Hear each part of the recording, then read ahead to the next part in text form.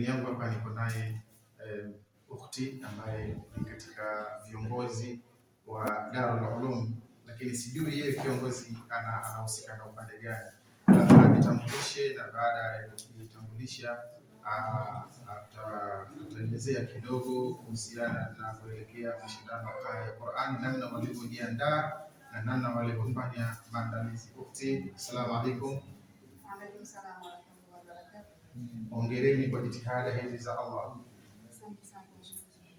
Labda ukhti, ujitambulishe, wewe ni nani na katika Darul Uloom? Naitwa Mtume Omar. Mimi katika taasisi ya Darul Uloom ni mtoto wa Qur'an nzima. Ukhti, kuelekea mashindano ya Qur'an ambayo itafanyika mwezi ujao kwa idhini ya Allah subhanahu wa ta'ala, labda unatoa wito gani na unatoa hamasa gani kuelekea mashindano haya kwa jumuiya nyingine za kina mama na jumuiya nyingine ambazo ni za kheri? Asante sana. Tunatoa wito kwa kina mama wenzetu ambao wako katika wilaya ya Kigamboni na soko la Kigamboni. Tuliendea jambo la kumfadhisha kina mama kwa kitabu cha Allah, kwani mwanamama akihifadhi Qur'an hata kumsomesha mtoto wake pia itakuwa ni rahisi, hata mwachia maneno kwa madrasa, kwa sababu mwanamke ni madrasa pekee. Mwanamke akiongoka inaongoka jamii. Kwa kina mama natoa wito tuhifadhi kitabu cha Allah, na pia natoa wito tushirikiane katika kuliendea jambo letu la mashindano yetu ambayo tutafanya tarehe 30 mwezi wa 8.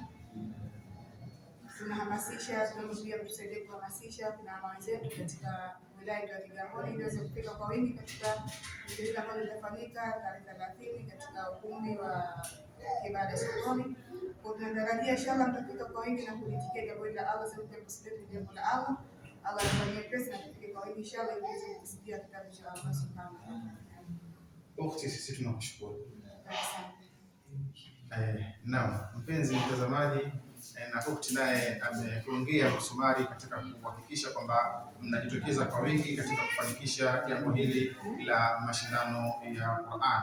Mwenyezi Mungu afanyeni tufiki, Mwenyezi Mungu awalipe kheri. Wassalamu alaikum warahmatullahi wabarakatuh.